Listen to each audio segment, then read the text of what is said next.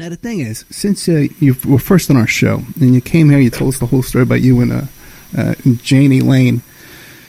You've done some, and this topic here about Jani being raped, this isn't in the new book, is it? I'm sorry, is it in the new book? Yeah, it's not in the new book, is it? It's not in any of your books. No, it's in both books.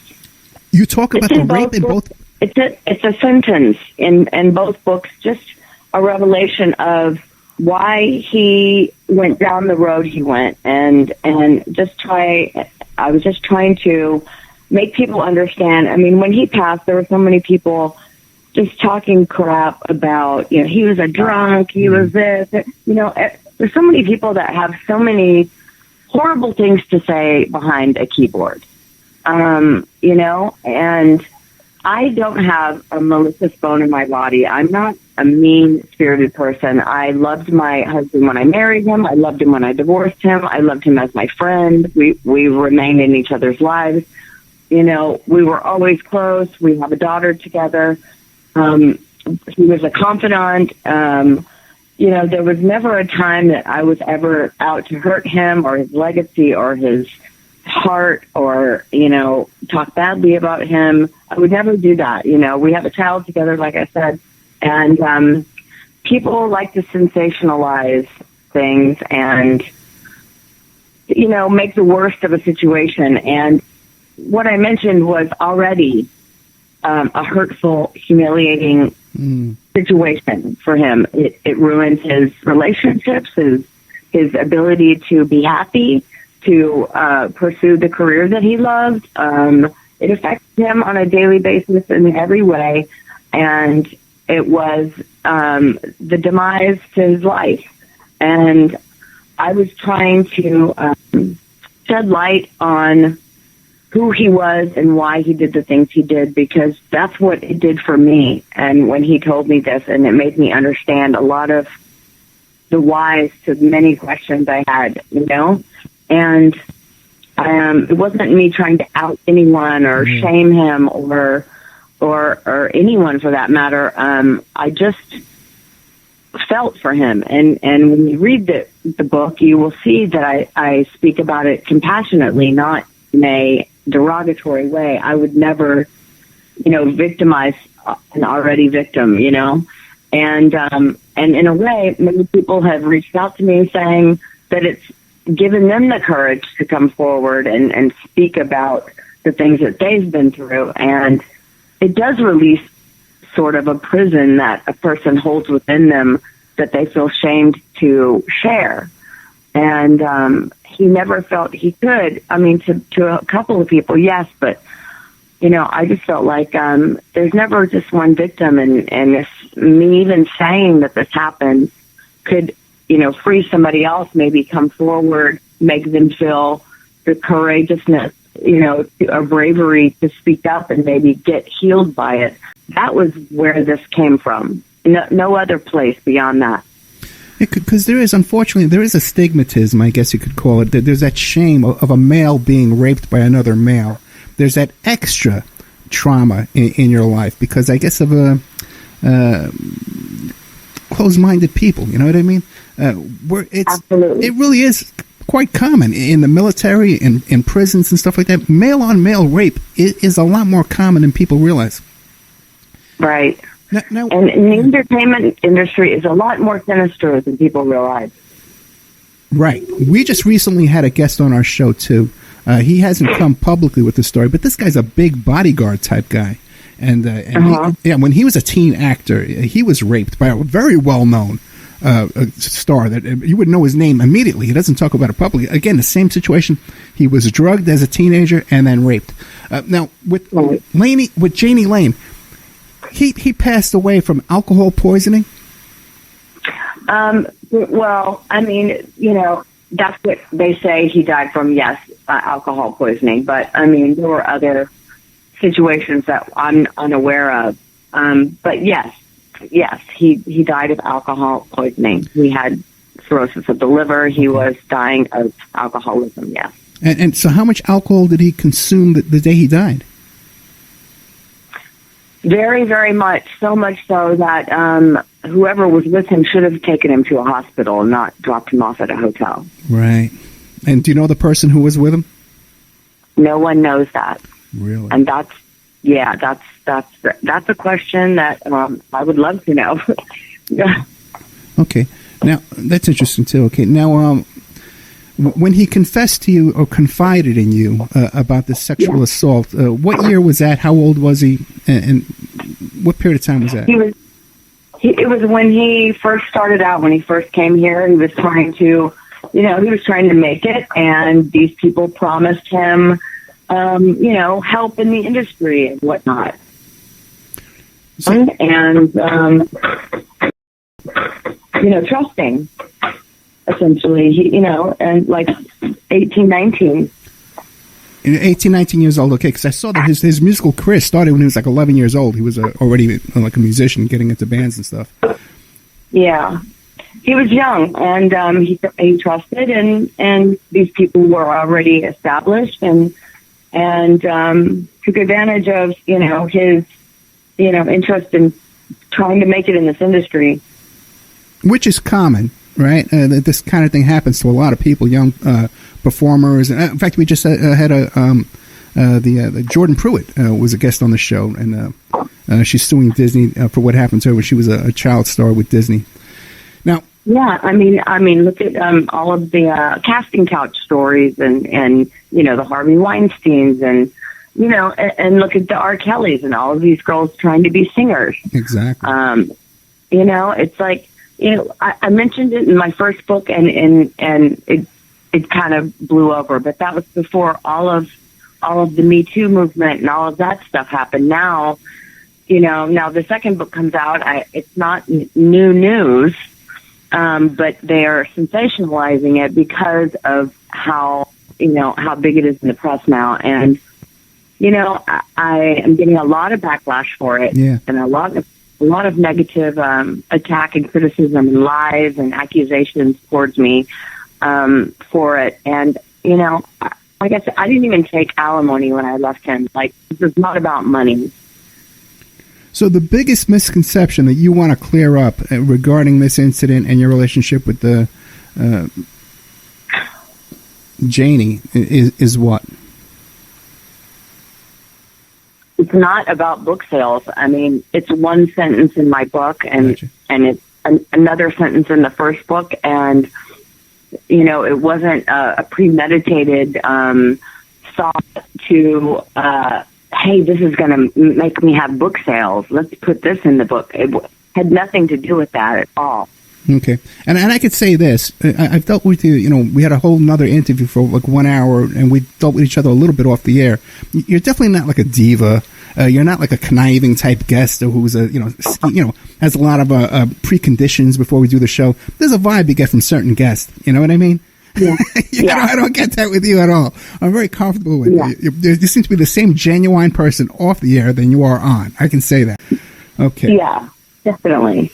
Now, with the people who assaulted Jani Lane, these are people we would know their names? Yes. Okay. So these are famous types. Now, you haven't said who they are publicly.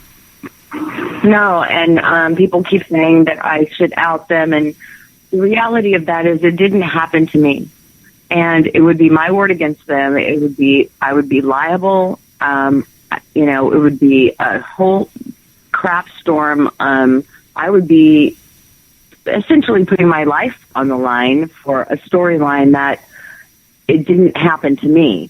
So I don't feel that's a safe thing to do.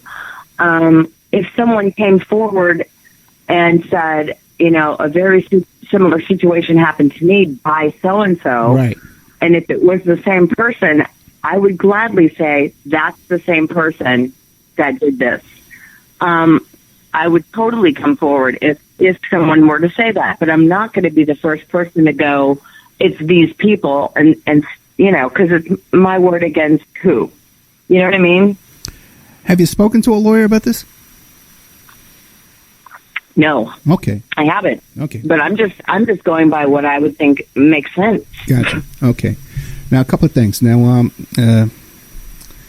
The people, the assaulter, right? It's one person or several?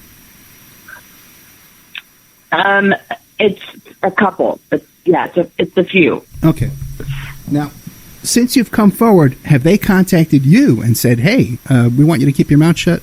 Anything like that? No. Have you confronted them? No. Okay. And do you have any doubt that Jani would have made this up or embellished, or maybe he was drunk or something and was out of his head when he told you this? He was drunk when he did tell me this. But, however, he was cringing, crying, right, and punching my car windows, telling me the story. And it broke my heart, and I'll never forget that day. And I know for a fact that he was not lying. Right. And did you discuss it again later on when he was sober? Or it was just that one time? No. It's not something I, went, "Hey, do you remember that one time when you told me?" Like, no, but he told, his girlfriend at the time also. He has told other people who have corroborated my story, who are not happy that I said anything about it, but have come forth and corroborated the story, and an audio recording of him throwing it out there in a list of all the bad things that's ever happened to him in an audio release. Just essentially just saying, "Yeah, sue me. What are you going to do? I've been married. I've been divorced. I've been raped. I've been," like he throws it out in a sentence of all the bad things that happened to him in his life. And, that wasn't in jest. And was this a recording that was broadcast over the air? Yeah, it was a radio interview. Someone sent it in after my thing came out, and someone said, "I have an interview of him admitting that." Oh, really? And I said, "Wow, I can't believe that." And so then they posted it, the audio of it. Now, the people who committed this crime against him, have they? Anybody else ever? Are there rumors about them or anything like that? Any other allegations or anything? I've heard over the years, like, kind of comments like, "Oh yeah, don't ever go to any of their parties," kind of thing, stuff like that. Nobody's ever said, "Oh yeah, that's happened to me," because I haven't gone around saying the story to people at parties or amongst friends. Like I said, I didn't say it to make this entire book be about this topic or sensationalize this. I wasn't trying to, embarrass him. And a lot of people are making it as though it should be embarrassing. And then I've gotten so many messages from actual victims, not from these people per se, but just victims of the same kind of thing, just pouring their hearts out to me and saying, "Thank you for having the courage to have the voice for him," because it's a prison that we live in with shame, that we can't speak up or that we can't say anything because it's beyond humiliating, especially for men. And in some respect, I feel like you've released a prison for him, and he's somehow feeling more peace because of it. And maybe another victim will come forward, and this guy will go down, or these people will go down, and then you would have helped him eventually all along, Well, not only that, the thing about removing the stigma is in some states there's a statute of limitations. You have like 7 years after you turn 18. Some states, you have the rest of your life. And so many of these victims are so traumatized that they don't do anything about it until the statute of limitations passes on. So it is really important for people to reach out right away and call me. I'll hook you right up with a lawyer right away. A lot of these people suffer with the shame of the humiliation of the secret for so many years, trying to just avoid it ever happened. And this is why they drink themselves to death. This is why they medicate. This is why they have all of these problems. And I had someone reach out to me yesterday telling me their whole life story and how they're still fighting their alcohol and addictions because of the trauma that they felt, well, what happened to them as a teenager. And I'm like, of course I told them I'm so sorry. But it gave that person the courage to contact me to talk about it. And I said, please get therapy. It's only going to get worse. I mean, I'm no therapist, and I certainly don't know the right answers, but I feel like some people are still struggling with this secret, and just by me saying it is making them contact at least me to tell me their story, to be able to tell somebody, and I feel like it's helping by helping anyone, by telling the story is doing good for someone. Well, not only that too. Let me just throw this in there too. I don't see any downside in talking about this. Okay, and the people that are the abusers are now walking on eggshells. You know what I mean? They're worried, man. Their name's going to come out, and they're going to be twice as careful of anybody else that they're messing with. So this is what I think. That's what I think. Yeah, and I don't know why. I even have his family members saying I'm a liar. I'm a lot of things, but I'm definitely no liar, and I'm definitely not doing anything to make money. I'm certainly not making money from doing this, or book sales or anything like that. But I am getting a lot of crap. I will tell you that, and I am helping a lot of people in the same respect. So it's been a lot for one person to deal with. I'll tell you that much. So the people that you said before, there's people that are not happy with you because they're questioning your motives? Yes. Okay. And they said I should just let him live, let him be in peace, and why would I have to bring that up so many years later, and why would I bring something like that up at all? Yeah. I don't know, man, because don't you think, in a way, if we could get justice for him, where he is now, it seems to me that he would want that. He doesn't have to deal with the daily, confrontations, answering questions himself, but in his passing, in his peace, he can receive justice. That's what I said. Yeah. That's what I thought. And, he doesn't even have to feel the humiliation or any of it. Right. Like, that's what my hope was, that another victim would come forward, and the courage, through the bravery of me saying it, and maybe it can come to fruition by just doing that.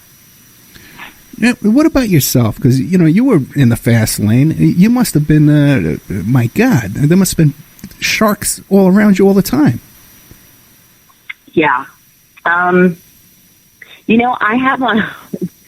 have such a gosh, like, they would try, and I'm such a blatantly rude person in my response or reaction, that, like, in my stand-up comedy, like, I'm very blunt, and I immediately they'd be like, oh yeah, never mind. And plus, it's like, no, it was never like, if it was presented to me, I'd be like, what are you going to do with that thing, kind of thing. Right. And it was just humiliating, and they would be like, you need to leave. Plus, I never, it was never my dream to be a huge star actress. Like, I came out here to pursue a goal, but if at that cost, it wasn't worth it to me. Mm. Mm. So, I mean, nothing against the women that felt like they had to, and that.